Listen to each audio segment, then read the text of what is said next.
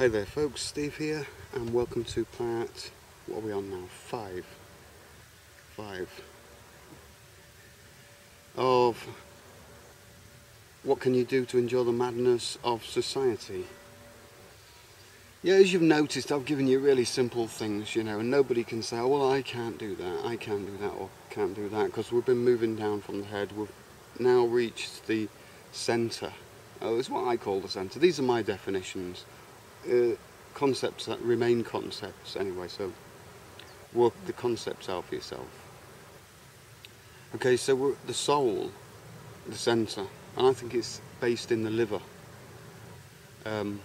That's kind of where I visualise it.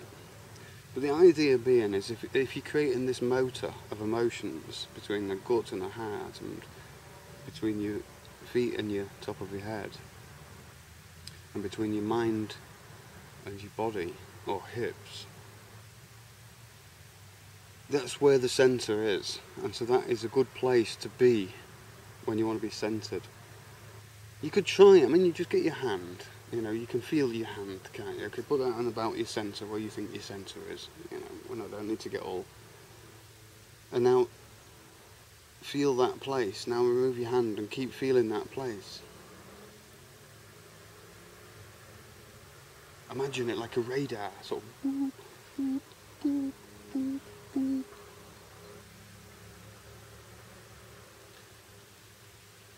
And it goes in and out. It comes from the back as well, and it comes in and out. And it's the sum total of what comes in through your mind and in through your stomach, and the energies that connect. Some people call it Kundalini, I don't know, that sounds more like a magic trick to me, but you know, there's gravitons. Nobody's actually defined gravity yet, but if you imagine gravity as a flow of energy, and that energy is flowing obviously inwards to the earth. Some people say downwards, but inwards to the middle of the earth. So that's the earth, and we've got the soles of our feet on the ground, which makes that a soul, yeah, between the earth and you. That's an equilibrium between you and the earth. So then between your feet and the top of your head, the equilibrium is your soul in the middle, your centre. So, in a way that generates like an antenna energy. When you stand upright and you feel the gravity going directly down through your head, directly, you can feel it when you move left and right, feel it in your ears. You can align yourself up with the gravity, and you can then start to feel how the gravity is like a water wheel in water. It only works when you get it in the slipstream, in the faster water. You know, and if you turn it to its side, it flips off. So if you get these wheels, like in the body, you know, these different kind of mechanisms, cogs and stuff, and then you put them in that flow of gravity, then they start spinning, they start generating. It's a simple example, but you know, when you go to sleep at night, they generate differently. Then it's much more of a neutral, balanced. It's almost like charging up. You know, it creates then. It means that each of the different parts can not charge actually, but what's it called? Entload, deload, like, you know, release the load to become neutralized again. And then because you're horizontal with a gravitational field, they're not affecting each other so much, so your mind doesn't affect your stomach so much. And so when you stood up, obviously, you know, if you're thinking, that energy comes down. I know it comes through nerves and brain and stuff, but forget that for now. The energy comes down, and the energy comes up from the earth, and there's a great energy there in your centre. So sitting symmetrically and stuff can gain a lot of energy and power, and just bringing the energy from your mind into the centre and feeling what's going on in the centre. Yeah, I know this isn't really exactly the biggest solution to the New World Order problem, but you'll see why. It's on the list later, and you know, I don't want to play it up or down, because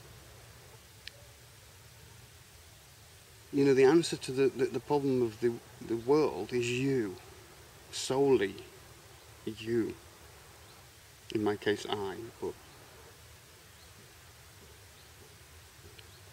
And so it's about finding a way that you can actually achieve that without taking the entire world on your shoulders all at once, you know. So you've got to find that bit of, you know, you've got to keep your balance and find the bits that you can, that, you know, you've got to find your part. I mean, obviously you've got to be open to everything, like a radar. Otherwise you just won't, you maybe won't find the parts. And it's always a now thing, you know, time isn't like a part in whole of life. It's always a now thing. It's always now, as the seconds go now. And this video's timelessness, which is also now because you're watching it now, you know, and I know you're watching it in the future now, and it's the same now as now, you know, and in the time when no one's watching it, it's irrelevant. So it's, you know, about the centre and now and here and being in this part of your stomach, you know, in between your stomach and your lungs, between your stomach and your heart, you know, get a feel for what's going on between your stomach and your heart, between your guts and your heart, between what makes you excited and what you love. That is the connection. Because there's no point in me saying to you, "Oh, I'll take your money out of the bank and that'll collapse the world economy and stuff," or max out your credit cards. And, you know, do what you like, but, you know, you're going to do one thing that you've been told to do and you won't know why you're doing it, and then you won't know what to do next. That's the danger. But if you've got an inkling that, you know, that something's coming into your centre and it's resonating with your entire being, then you know that that's most likely going to be the truth for you, and that's going to be the right thing to do. And that's the advantage of being centred and in the now, you know.